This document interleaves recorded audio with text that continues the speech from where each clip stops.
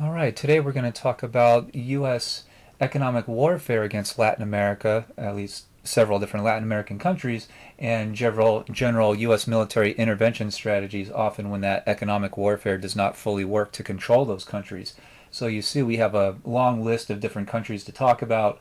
This mostly gets going after the year 1900 as the U.S. and the world starts a new century. And you can see that in most of these countries, the U.S. presence will continue for several decades. The last one we'll talk about is Cuba into the 1950s. So this goes for at least 50 years beyond the two world wars. So we have quite a lot to discuss country by country today. And the first one we'll go to is Venezuela, where a lot of this new kind of U.S. economic policy for Latin America gets going. And U.S. relations with Venezuela really grew out of U.S. policy to try to build a canal somewhere in Central America. So the United States has been interested in building a canal in Central America somewhere to own and be able to move the U.S. Navy and ships, commercial ships back and forth between the Atlantic Ocean and the Pacific Ocean without having to go all the way around the southern tip of South America. So the U.S.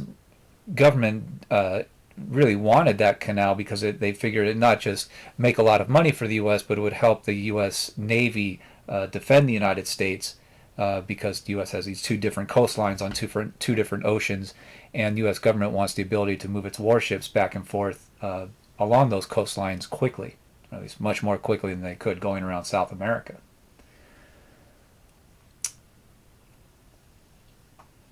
And since the United States wanted to build a canal somewhere in Central America, the United States did not just want to build a canal in a foreign country and let the foreign country own it and operate it. The United States wanted to control the canal. And that led U.S. policymakers and decision makers to decide to not only try to control the canal somewhere in Central America, but to control Central America and even the Caribbean islands in order to guarantee their control over the canal wherever it ends up being located. So this starts off as U.S. government policy to build a canal and control it, and then the idea grows and grows and grows to the point where the United States government wants to control the entire region around the canal in order to guarantee U.S. access to the canal. And Venezuela was a big important country in a lot of this, and Venezuela is right here, northern South America, was under the control of a military general named Cipriano Castro, who basically ran a dictatorship starting in 1899 and into the new century. Uh, Venezuela faced an economic downturn, government deficits, national debt throughout his time in office, and constant regional uprisings within Venezuela against him. So Castro decided that the big problem that's causing Venezuela's overall problems was that the government is making huge debt payments to European lenders, creditors, starting in 1902. And, well, it had been going on for several years, but in 1902, he took the decision to stop making those payments to the Europeans in order to try to solve Venezuela's economic crisis. And that decision brought an even bigger crisis, which was the European creditors. The lenders are very angry at this, and so they talk to their governments, namely Britain, Germany, and Italy, to and eventually convince those governments to send warships to blockade the Venezuelan coastline and bomb the Venezuelan ports until the Venezuelan government agreed to restart the payments on schedule. So Castro feels like he's really in a difficult position, has no negotiating ability with the Europeans. So Castro asked the United States for help in this problem. And that meant that he contacted U.S. President Theodore Roosevelt directly and asked President Roosevelt to intervene in this and stop the Europeans from basically attacking Venezuela. And Roosevelt thought this was a good opportunity not just to give Venezuelan government some kind of control over its over its own affairs, but actually for the United States to use this as an opportunity to start getting more involved in Latin American politics and try to start controlling some of those governments that it had targeted. So Roosevelt agrees to intervene and announces what he calls the Washington Protocol of 1903 that said that 30% of all Venezuelan tariff revenue, taxes on imports, would be set aside to pay off the European creditors who are blockading the Venezuelan coastline. So, and that convinces the Europeans to withdraw their warships because they're going to get their money. So the United States government guarantees that it will oversee the Venezuelan government's tax accumulation, its revenue accumulation, and its monthly payments to the European creditors. And Roosevelt didn't stop there. He then went on to announce what he called the corollary to the Monroe Doctrine. And the corollary, in his language, says that the United States is basically a great country and should use what he calls its civilizing power, which is basically an international police power, to keep stability in Latin American countries. So Roosevelt says that the United States is doing this in this instance for Venezuela, but this is the beginning of a whole new general U.S. policy toward other Latin American countries. That when Latin American countries get themselves into trouble through debt or some other thing, the United States will intervene to keep stability of those Latin American governments and to basically tell the Latin Americans that when you borrow money, you have to pay it back. So if you're in debt, the United States might intervene to come up with a way to ensure that you can pay your debt and to keep basic law and order in the country, to stop revolutions or anything like that happening. And Roosevelt also says that these Latin American countries that get into these problems, they're largely because they're led by corrupt or even impotent, kind of stupid leaders who don't know how to run a country. So that's Roosevelt's kind of a very arrogant view of why Latin American countries get into trouble in the first place. So Roosevelt says this as like kind of an offer of help to Latin American countries. The Latin Americans don't see it as that. They see it as an attempt to control, really. But Roosevelt does this for two different reasons. Number one is to keep the Europeans out. Roosevelt was mostly afraid that if Latin Americans owe big debts to Europeans, then the Europeans will keep sending warships, just like they did to Venezuela, to try to influence or possibly even take over Latin American countries or colonize them, to keep control over them, to at least get the money. So Roosevelt did not want that. He wanted to keep European powers out of Latin America, largely to reserve Latin America as a place that the U.S. could dominate. And this is really the last step in the corollary. He said that the United States will, quote, kind of help Latin American banks and governments repay their debts. So he's going to encourage U.S. banks to take over Latin American government debts or assist with the repayment of those debts in some way or other, depending on the circumstances of the individual country. And that if it got too extreme, the U.S. government itself would intervene and ensure that the taxes on imports, that money, that revenue, would get collected, even if he had to send in the U.S. Marines to do the collecting. And the U.S. Marines would watch over that accumulated amount of money and make sure it gets paid out to the European lenders, so that the Europeans would be paid off and they won't feel a need to send their European navies or militaries or whatever to try to influence or take over Latin American governments.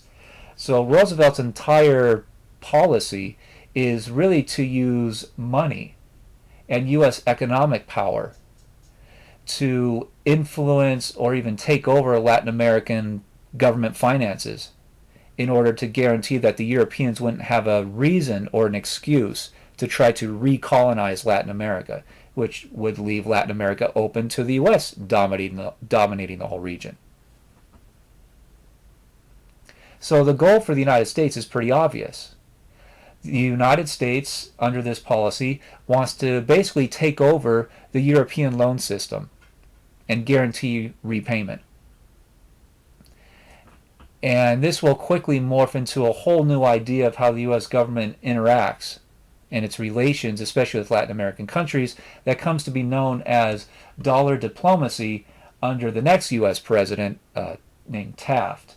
Roosevelt served 2 terms and decided not to run for re-election for a 3rd term in 1908, so he kind of handpicked this guy named Taft to be the party's nominee, and Taft won the election in 1908 and became president in March of 1909.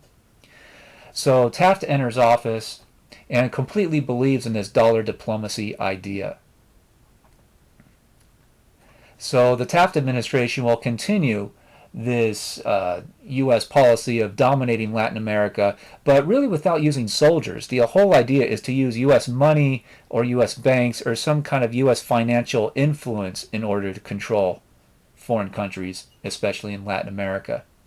Because the United States often looks at the use of troops to kind of conquer or colonize, especially Cuba and the Philippines in the previous decade, as kind of going against U.S. history of being anti-imperialist and trying to stay neutral in foreign conflicts, and the kind of long-standing U.S. policy of not keeping large, what we call standing armies, peacetime armies in the United States.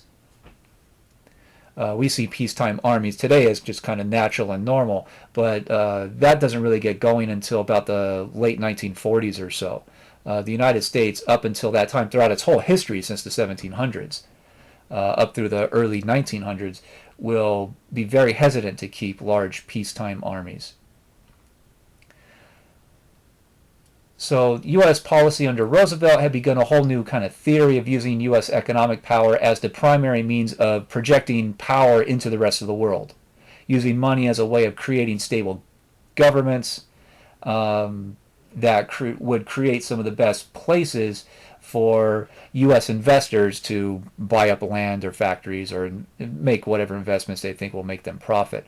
So Taft continues that idea to, quote, substitute dollars for bullets, because Taft argues that using money in that way is a win-win. It creates stable democratic regimes, democratic governments, democracies, while also creating good places for American investment, for U.S. businesses to invest. So Taft says that it does good politically for stability, and it also creates good profit opportunities. Taft is a Republican, just like Roosevelt was, and the opposition party, the Democrats in the United States, often gave it the term dollar diplomacy because they basically argued that it wouldn't work, and that even if it did work, it would only basically turn U.S. foreign policy over to U.S. corporations as a tool to make money for the richest companies in the country already. And Democrats also argued that if this whole dollar diplomacy idea fails, then the U.S. would probably just revert to military intervention in certain countries anyway. So the Democratic Party is very opposed to these ideas and will start to kind of ditch these ideas when they get a president into office in 1913, when Taft leaves office. Taft will lose his re-election attempt in 1912 to a Democrat.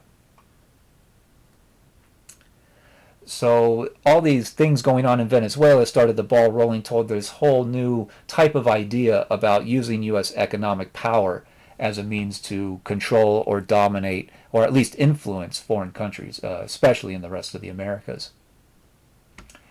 The Dominican Republic was also going through a lot of the same problems. So the Dominican government owed huge foreign debts, especially to European and U.S. bankers by 1905. And again, the Europeans are threatening in 1905 to send in warships and forcibly, at the point of a gun, collect payment. So in 1905, the United States took over the Dominican Republic's customs collections, which means import tax collection, and used a whole lot of it, a big percentage of it, to try to pay down the European bankers to convince the Europeans to not launch a outright intervention So that worked for about 10 years or so, and then the U.S. decided to just outright take over the government, just send in the troops to the Dominican Republic in 1916. So the United States sent thousands of U.S. troops into the Dominican Republic uh, to basically control the country, and would keep those troops there through 1924, and would build a lot of infrastructure and whatnot in the country, though most Dominicans still oppose the occupation, the U.S. occupation, even though the U.S. is building some amount of public infrastructure for the country.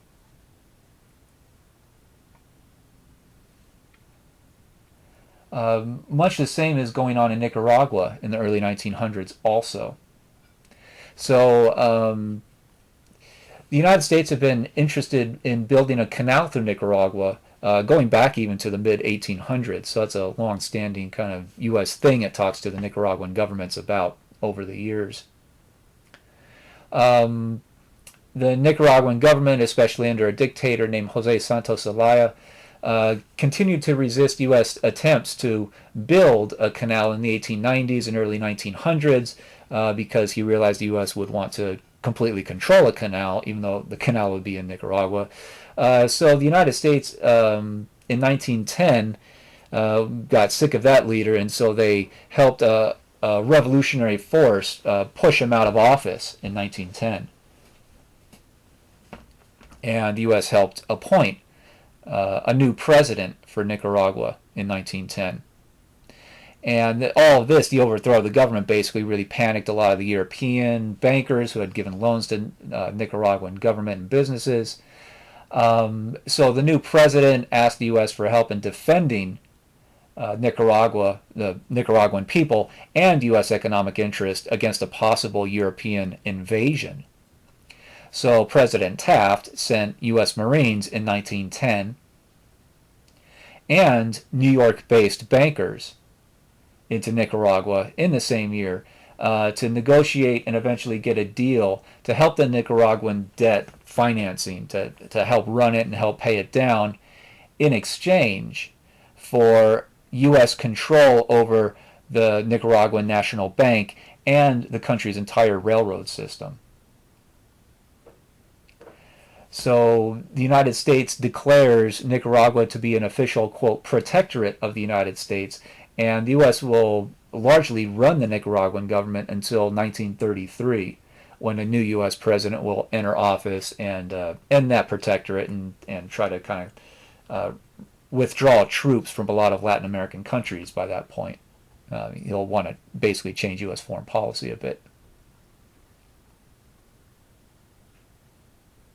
So when the U.S. Marines eventually leave in 1933, that's largely because there's a presidential election in Nicaragua in 33 where a U.S.-backed politician named Juan Batista Sacasa won that presidential election, demanded the United States withdraw its troops after he won, and the United States government felt that he's fairly trustworthy, he'll probably do what the U.S. wants anyway, so they withdraw the troops. They bring U.S. troops home.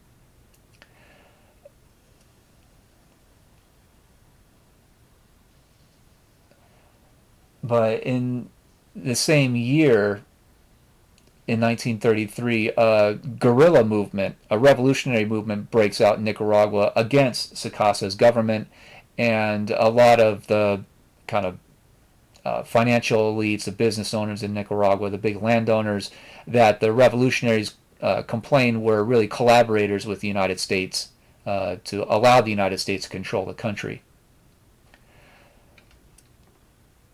So this revolution, this revolt, is led by Augusto Cesar Sandino. And he largely leads kind of hit and run type attacks against the Nicaraguan National Guard and accuses the National Guard, which is basically the Nicaraguan National Army, of being trained by the United States, and that Sacasa and the Nicaraguan Army are just kind of puppets of the United States and they just follow orders from Washington, D.C. So Sandino's movement is a revolutionary attempt. That attempt kind of boils down to a stalemate. And during the stalemate, President Sacasa invited Sandino to come and meet with the government leaders so that they could negotiate some type of settlement to end the revolt and bring the revolutionaries kind of out of the shadows so they can become like a normal political party. So Sandino agrees to go to that meeting, and they run a little negotiation, and they agree on some things but not others. But when Sandino leaves that meeting, he was arrested by the leader of the National Guard, named Somoza Garcia, and he is quickly executed. So Sandino is out.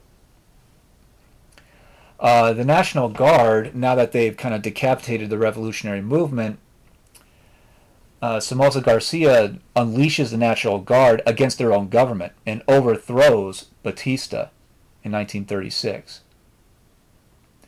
So with Sacasa out, the National Guard is running the country, and its leader, Anastasio Somoza Garcia, basically runs the government as a dictator for the rest of his life until he dies 20 years later in 56. So Somoza was extremely tyrannical,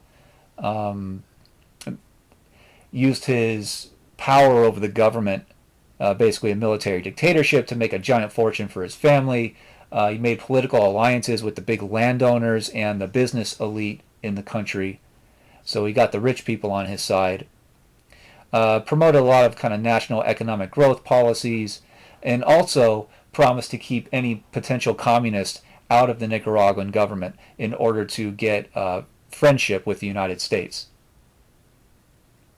So Somoza will continue doing that until his death in 56, and then his children will start to take over the country, will run the same government that he had for the next couple of generations.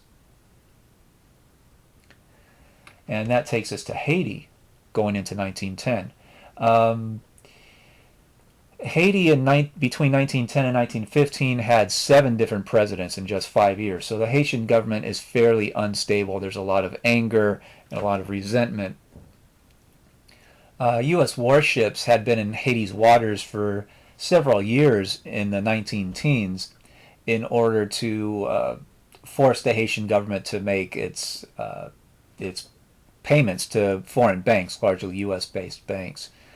So the U.S. had generally, over time, had taken control over the Banque Nationale, which is the kind of national bank of Haiti. The U.S. had a lot of influence over that bank, and some historians argue even direct control over the Haitian National Bank in order to continue collecting import taxes and paying off foreign debts. So one president the newest president who enters office in 1915, named Jean Villebron-Guillaume Sam, decided to stop the Banque Nationale, the National Bank of Haiti, from collecting those import taxes in 1915, his first year in office. So that angered a lot of the U.S. government, and even angered a lot of Haitians themselves. So he's only in office for 7 months until July 1915, a massive revolt breaks out against him. Internal revolt, even led by Haitian people. So this devolves down into a type of civil war, both sides committing atrocities. And President Sam took refuge in basically the French Foreign Embassy, looking for protection, but mobs broke in, killed him, took his body out to the street where they cut off all of his appendages and dragged his body parts throughout the capital city. So that's just shows you the level of anger that a lot of the Haitian people had against their own president. So the United States sees this as a level of kind of anarchy and violence and all kinds of vile things. So the United States government at the top levels decides to intervene, to send in U.S. troops in July of 1915 to stop this, what is looking like a civil war and growing increasingly violent. The U.S. government says that it does this in order to kind of stop the violence so people won't be getting killed. But historians that have read the internal kind of debates among the President Wilson's advisors in 1915 find that their kind of internal discussions are based more on U.S. foreign policy strategy, that Haiti might be a useful place to control in order to guarantee U.S. control over the Caribbean and Central America and the what has become the Panama Canal, which is just opening at this time. So the U.S. government under President Wilson decided to send in troops, U.S. Marines, in July 1915, and they do so, and the U.S. troops largely overwhelm the much smaller and much less powerful Haitian military. So most of the Haitian military surrenders pretty immediately. The Haitians who wanted to fight largely go up into the hills and fight guerrilla warfare tactics against the U.S. occupation. It appears that the general Haitian population hated the U.S. intervention and demonstrated that hatred in all kinds of fairly creative ways. The U.S. soldiers often march down the streets in the capital city to show that the U.S. is in control of the place and to guarantee law and order. And a lot of Haitians started dropping household waste from windows up above the streets onto the patrolling U.S. soldiers as they, march down the street. So eventually, the U.S. soldiers have to start marching down the exact middle of the streets in order to avoid getting splashed with all kinds of disgusting stuff from the windows above, and they can't really do much to stop it. Another example is that Haitian farmers very often stop sending food into the capital city, not just to starve the U.S. soldiers, but also to try to starve the population in the capital city that supports the U.S. soldiers and works for them. So that forced the United States to start feeding the Haitian population, especially in the big cities. And that meant the United States had to come up with a whole logistical system for bringing food into Haiti, how to distribute it, and once the United States started doing that, they also started bringing in more medicine for the U.S. Navy to administer to basically destitute Haitians. And that's probably the best outcome of this entire intervention. Many Haitians, even people who hate the American occupation, look at what the U.S. logistically is doing and bringing in medicine and food into Haiti and very much kind of taking care of the poorer Haitians. They see it as kind of miraculous that the U.S. government can do something like that, and it has a huge impact on the Haitian general population.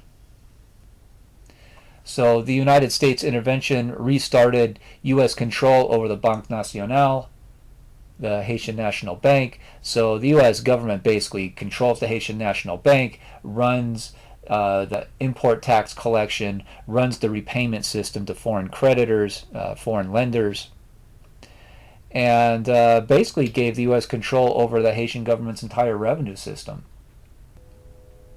But the United States leaders, President Wilson and especially Secretary of State Robert Lansing, internally said that they did not want to keep such obvious foreign control over Haiti.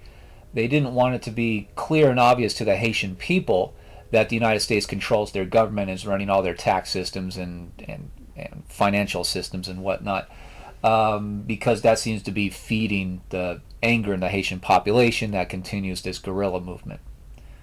So the U.S. leaders decide that they're going to try to find some native Haitians to kind of take over the Haitian government, but who will still basically follow orders from the United States, do what the U.S. leaders want. And they look for several different candidates to take over the Haitian presidency. They, talk to Haitian people and U.S. businessmen in Haiti that have been there for a while and all kinds of things. And they target one candidate after another to become president of Haiti. And the first four that they recruit all refused because they were all kind of proud Haitians that hated the idea that even if they're going to be president of the country, that they would be under such direct U.S. control and obvious U.S. control, and that they would likely be hated by their own people. So the United States leaders eventually make contact with the president of the Senate in Haiti, so a senator who is willing to accept this deal. And his name is Philippe Soudre d'Arteganov.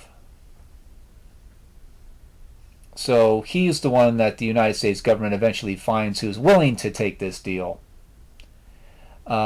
He basically agreed to U.S. control over Haiti's finances and all the things we already talked about. And all he really asked for it in return is for U.S. troops to protect him because he is afraid of being kidnapped or assassinated or something like that. So he directly agreed to give U.S. control over Haiti's finances, its taxes, its revenues, even offered to give military bases in Haiti to the United States.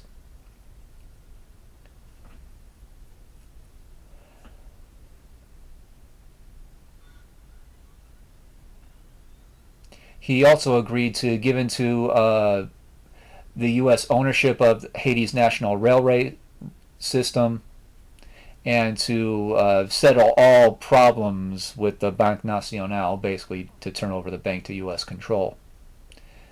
So even the leaders that recommended this guy to the high level U.S. decision makers like the president and the secretary of state, they often also advise U.S. leaders, yeah, this guy is going to work for you, but he's also hugely corrupt, and that seems to be his overall motivation, is to use whatever government office he can get to enrich himself and his family. So D'Arteganov realizes that there's no way that this new government he's going to head as president of Haiti is going to be able to actually keep real control over Haiti without U.S. military help. So he declares martial law in September of 1915, and he's going to use U.S. troops to enforce martial law. He issues a media censorship law that says that anything that criticizes or incites violence against either the U.S. occupation or the Haitian government that he now leads will be hugely illegal and will be punished. And then he's going to start negotiating a treaty with the United States to legalize the U.S. intervention in the first place.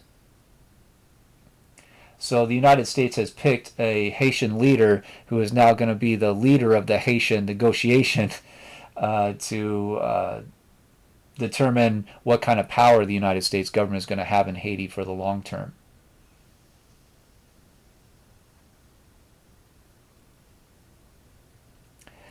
So that negotiation gets going pretty much immediately in September of 1915. It's going to drag out for a couple of months, largely because the Haitian Senate, the senators, refuse to ratify the proposed treaty.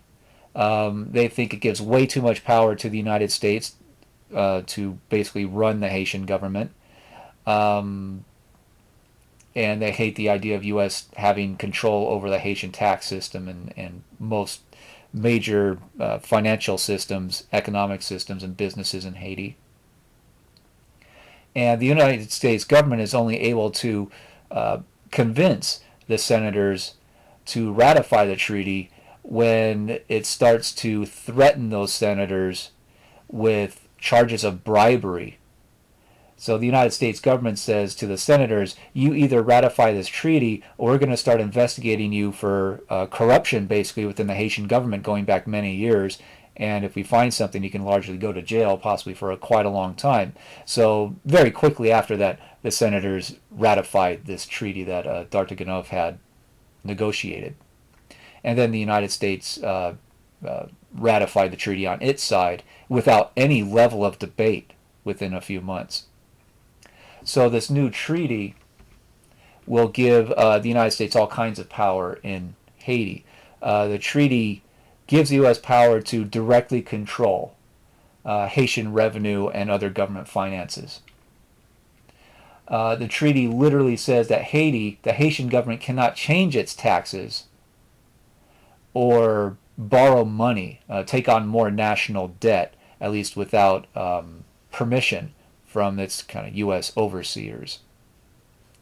The United States government will build a new Haitian army and will appoint the officers within that Haitian army. So obviously the U.S. is going to appoint army leaders that are very willing to follow commands from the United States. So Haiti is going to have its own army, but it's going to be dominated by people who seem to serve U.S. interests often more than Haitian interests. Haiti agrees to an arbitration system, a binding arbitration for all foreign complaints, and that also means that the United States is going to be able to choose the arbitration judges. So it's like if you feel that you've been wronged, you can sue in court, but the judge who's going to oversee the trial is going to be picked by the person you're suing. So it's very favorable to the United States, and even if one of these kind of lawsuits or something happens, in binding arbitration, the United States will choose the judge.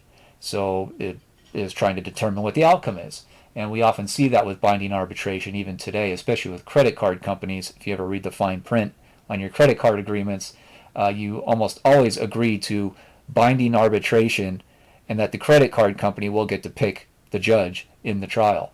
So you usually have to sign something like that, an agreement, just to get the credit card in the first place. So those ideas of binding arbitration go way back at least 100 years, and today they're being used against American consumers in the United States. So this treaty is supposed to last for 10 years going into early 1916 when the United States ratified the treaty.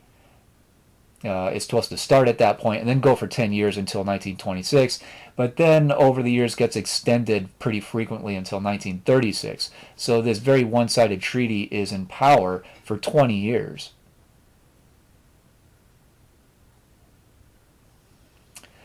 And after this treaty is ratified, at that point, the Haitian government starts negotiating a new Haitian constitution.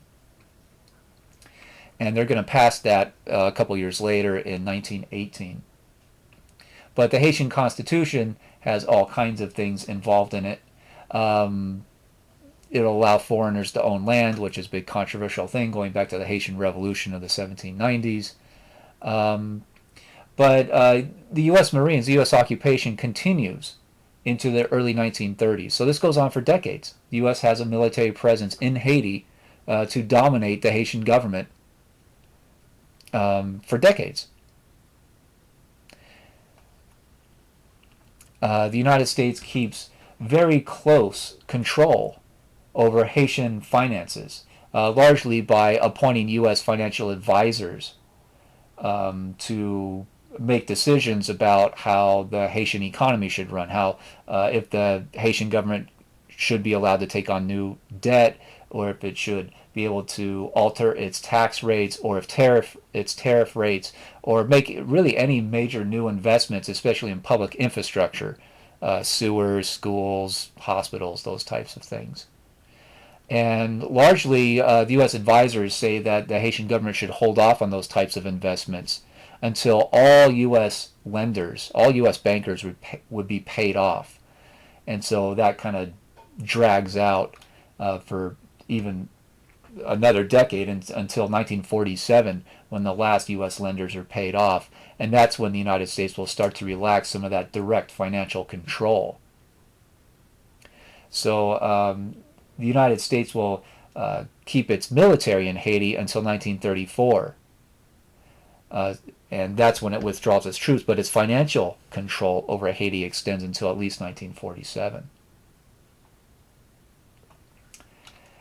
So we've talked about several countries, Latin American countries' relationship with the United States, really from the early 1900s into the 19-teens, and this idea of dollar diplomacy and using U.S.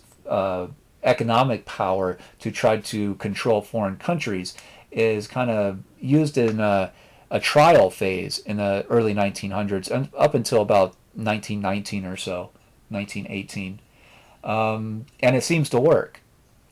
So another big thing that's been going on in the 19-teens is in Europe, it's called World War I. And this is a big kind of paradigm changing event for the United States. The United States has been industrializing since at least the mid 1800s. So by the year 1900, the United States is about as economically powerful, has almost the same size of an economy as the other big economies in the world, especially Germany and Britain and France. So when those three countries go to war with each other in World War I, starting in 1914, they basically annihilate each other. They destroy each other's economies through bombing and all kinds of attacks and damages and over borrowing, national debt, all these kinds of things. So they do great harm to each other. And the United States stays out of the war for the most part, at least for the first few years. So the United States sits back and waits for its main economic competitors to destroy each other in World War I. And those three countries they exhausted their own economies, and their factories were damaged or just could not churn out enough goods to keep fighting the war. So eventually they start buying up goods made in U.S. factories. And when they run out of money to make those purchases, they borrow. So especially Britain and France, by the time the war ends, owes huge debts to U.S. companies. And they needed to find a way to get money to pay off those debts.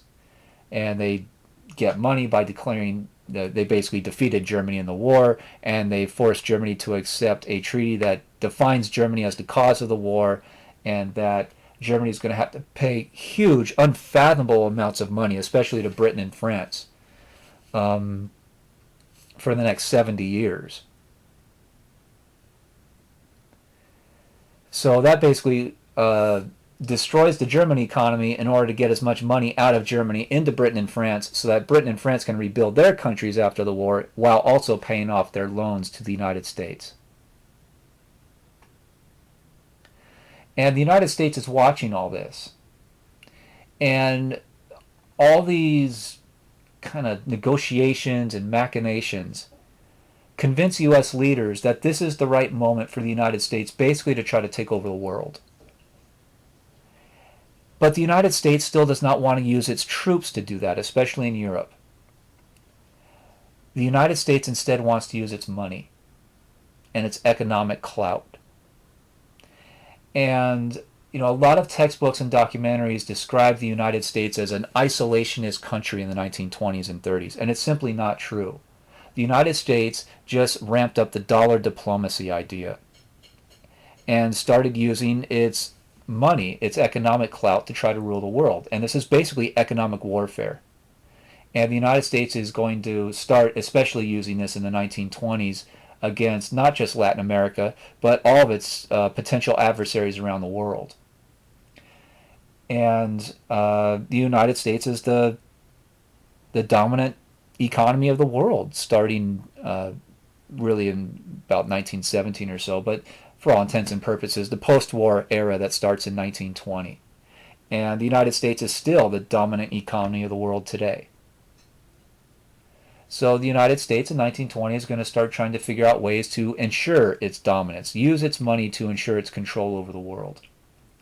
And the major U.S. leaders that are going to start to implement these policies are the newly elected President Warren Harding, who was elected in 1920, goes into office in March of 21, and the Secretary of State that he appointed named Charles Evans Hughes.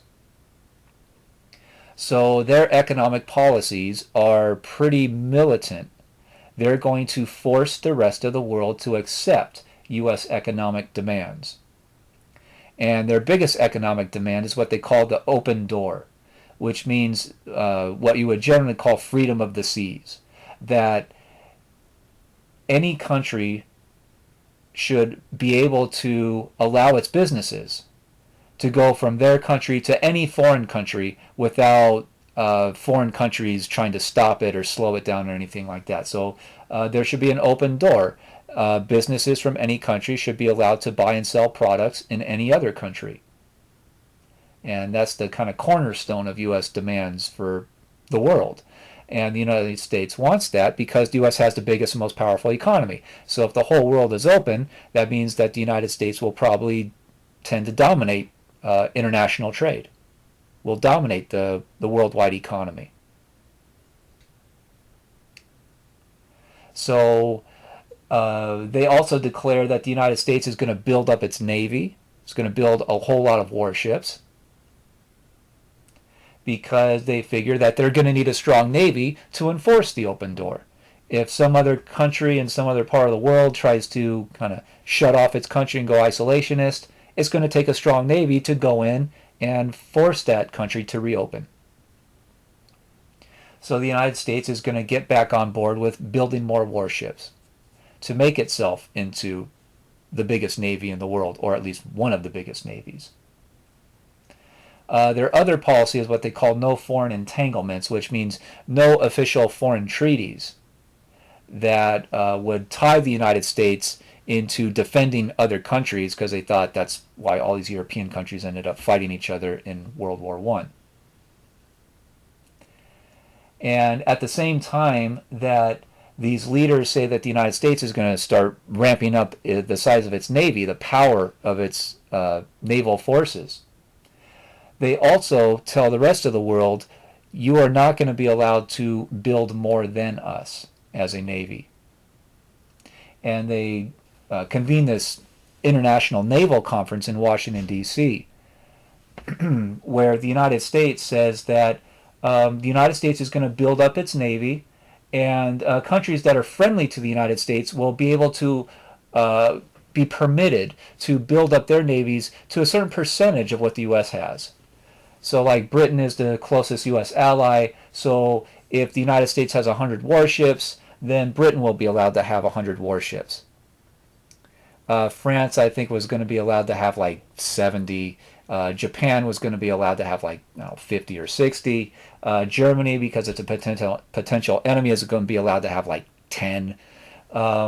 So the United States is not just saying that it's going to build up its own navy, but it's going to force all its other foreign competitors to abide by strict limits on how many warships they're allowed to have, because the U.S. doesn't want to feel threatened by it.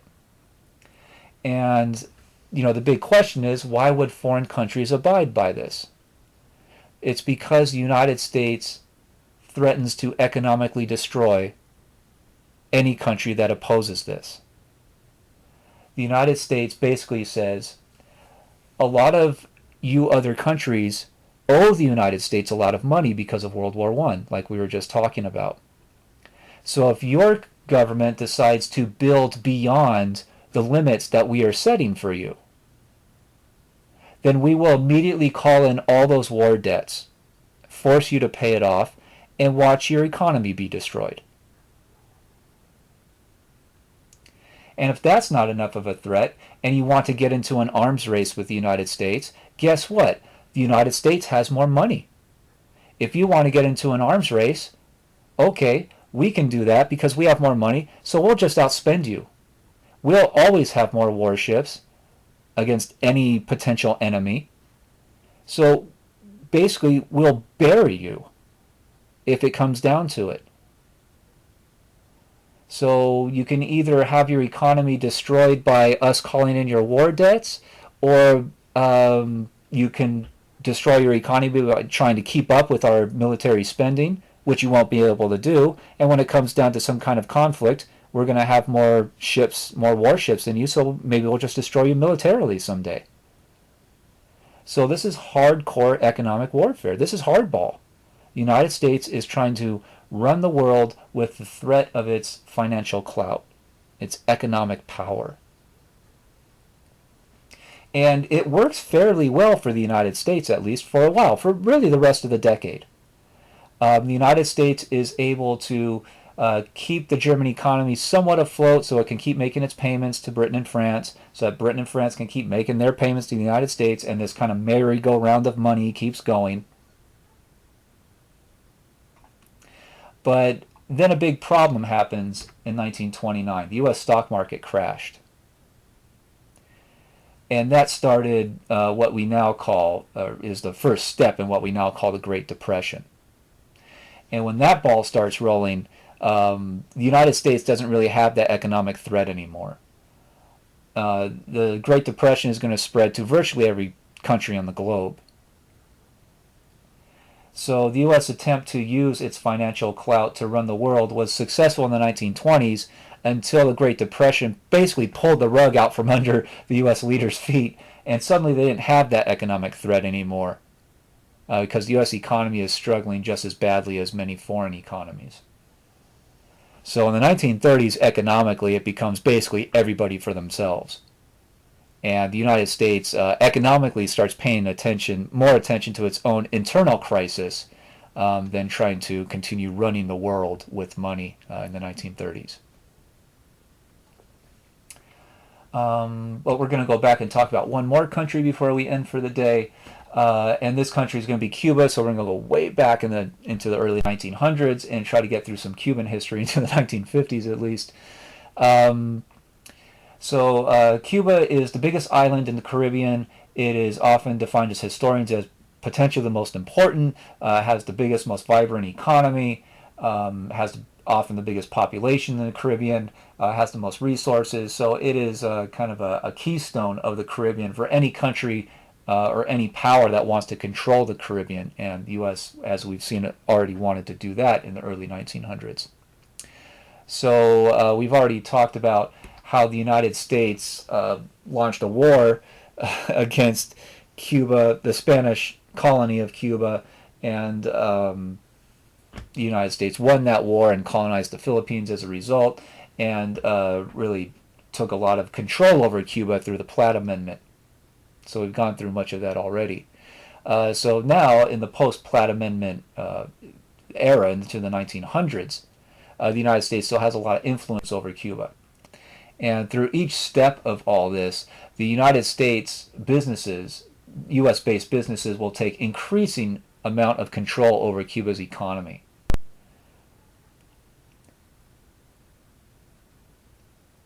So after these wars, especially the U.S. Kind of intervention in the Cuban independence wars in the 1890s, the violence and then the government instability in the early 1900s really crashed. The price of Cuban sugar decreases by about 90% by the year 1900.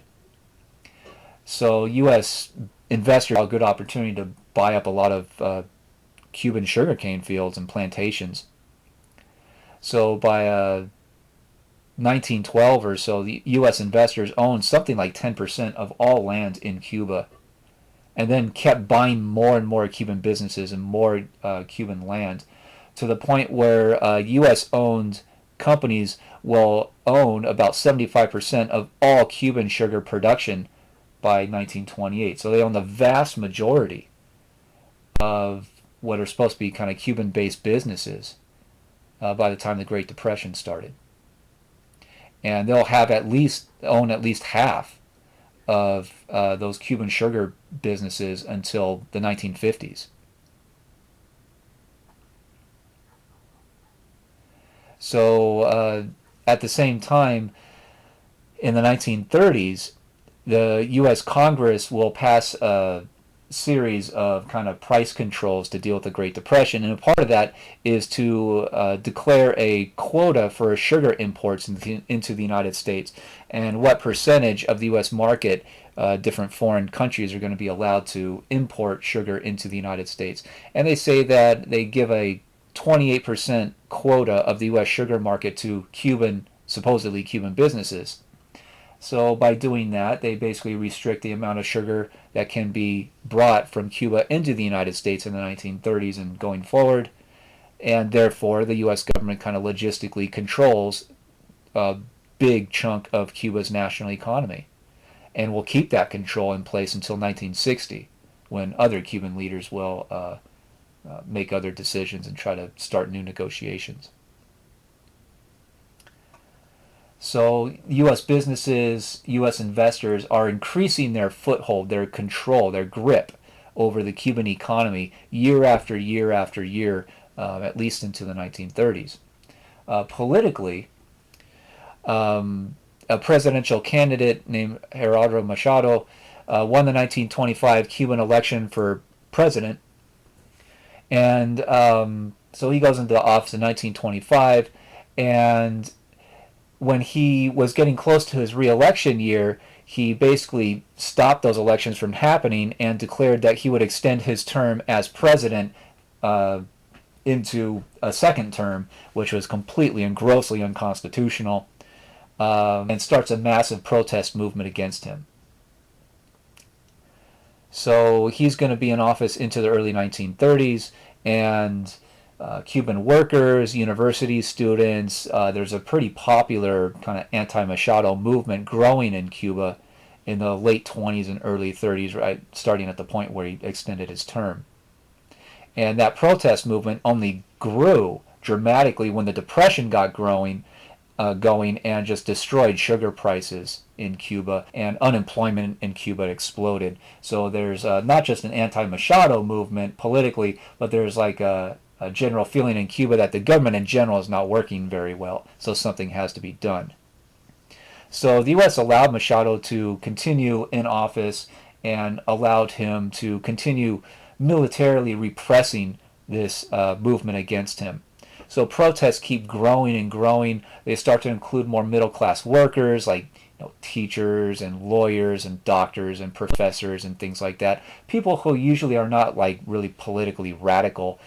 So as the movement grows, it becomes increasingly kind of legitimate throughout all of Cuban society. And even politicians, office holders within the government start speaking out against Machado, and even members of his own political party start labeling him a dictator. So by 1933, a new U.S. president enters office and starts criticizing Machado for all these things he has done, and the Cuban population launches a general strike. Basically, all workers go on strike in Cuba in August of 33. And that ends up by kind of being it. The Cuban military decide to overthrow him in 33 and force him into exile. So he leaves Cuba. And elections are going to be held in 33 for the next Cuban president.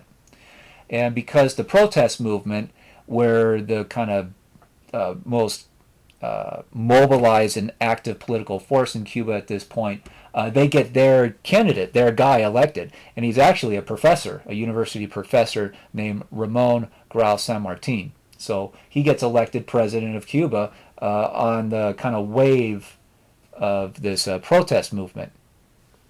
So he goes into office in 33, and he declares the Platt Amendment is over.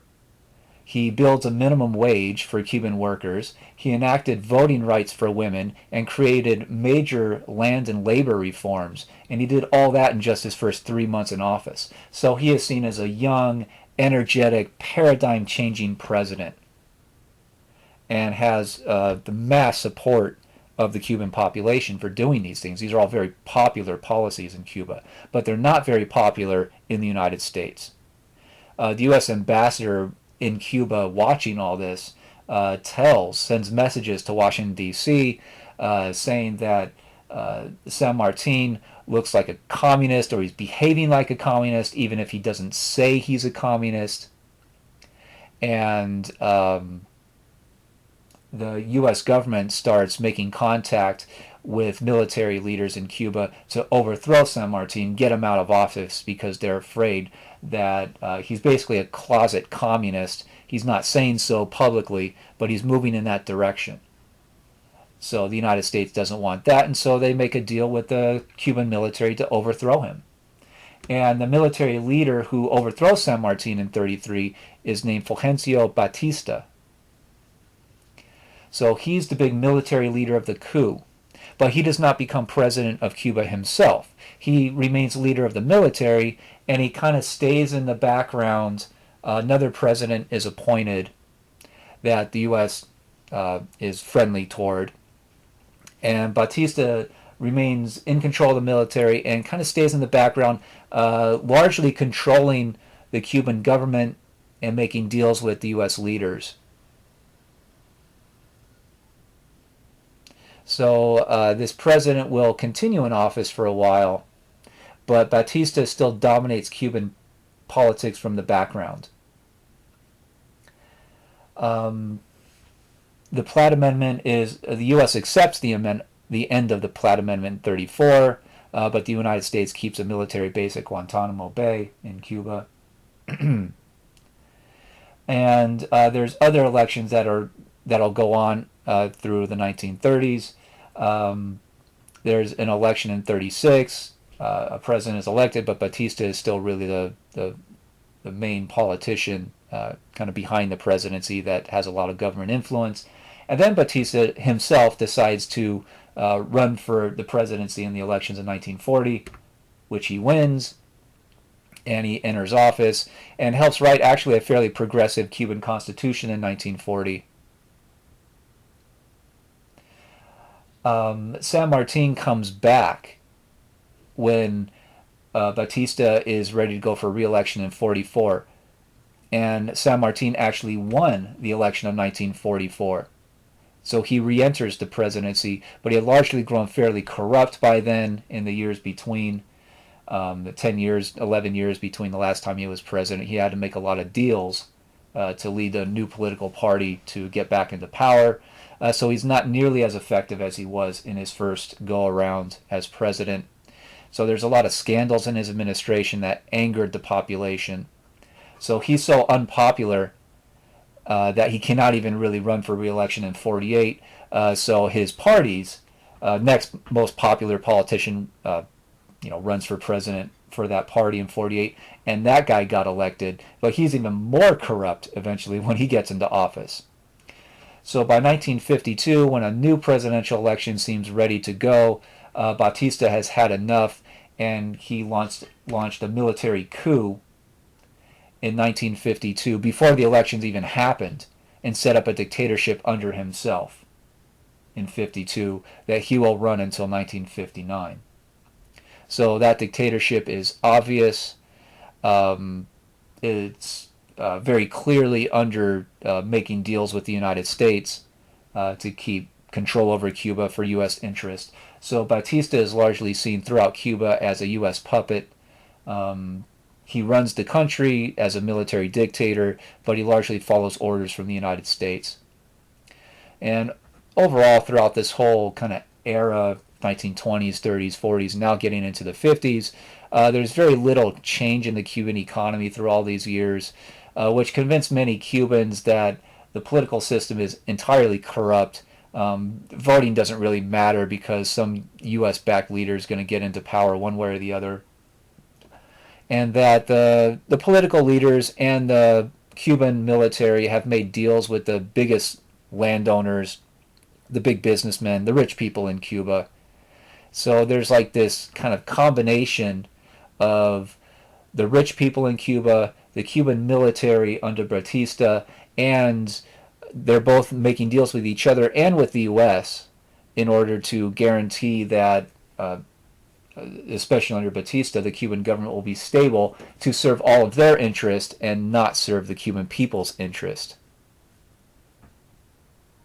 So the Cuban people largely feel that this kind of three-way combination of the rich Cubans, the Cuban military, and the U.S. government is largely too difficult to rise up against or to kind of break their combination, their control over the country. Batista becomes an increasingly unpopular leader in Cuba. Batista did not just allow U.S. businesses to dominate the sugar industry, but also allowed U.S. businesses to build hotels and casinos and all kinds of things to dominate the Cuban tourism industry, and also quietly and in backroom deals sold much of that tourism presence to U.S. mobsters that brought prostitution, gambling, and all kinds of things, as long as those mafia leaders paid Batista bribes, basically, to continue doing this. So that was became fairly kind of commonplace, everyday knowledge amongst the Cuban people. So they feel they've been completely sold out by their leadership. And they really don't have, the average Cuban people don't have much respect for the wealthy Cubans because they're seen as sellouts. A lot of wealthy Cubans, the landowners, the big business owners, They often don't even really live in Cuba very often. They often spend most of the year living in the United States. They travel around the world, especially in Europe and the United States. And when they come back to Cuba, they bring back U.S. products, they bring back U.S. movies and culture. So the Cuban elite seem much more tied to the United States. They seem much more kind of Americanized than they seem to be Cuban anymore. And so those will create major social differences that the Cuban people are outraged about, but they feel they can't do much about themselves until a revolutionary movement will start in the mid 1950s to try to overthrow this hugely corrupt system. But we'll get to that revolutionary movement and its effect on Cuba and the United States in a later module. So we'll stop here for today.